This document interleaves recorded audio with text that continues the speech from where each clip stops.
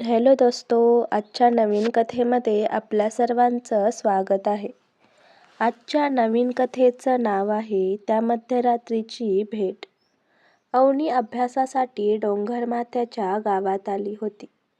रात्री खिडकीतून तिला जुन्या वाड्यात एक तरुण दिसला. गावकरी म्हणाले भूत आहे, पण अवनीने धाडस करून वाड्यात पाऊल ठेवलं. तो तरुण म्हणाला, माझं नाव आर्यन. इथेच माझं प्रेम सायलीसोबत अपूर्ण राहिलं. तिचा अपघात झाला आणि मीही इथेच प्राण सोडले. तेव्हापासून मी या वाड्यात अडकून आहे. अवनी म्हणाली, प्रेम कधी मरत नाही.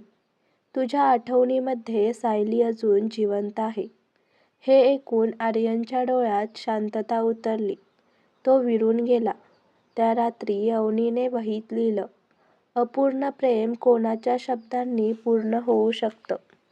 कथा तुम्हाला पूर्ण बघायची असेल तर खालच्या त्रिकोणावर टच करा आणि व्हिडिओ संपूर्ण बघा. धन्यवाद.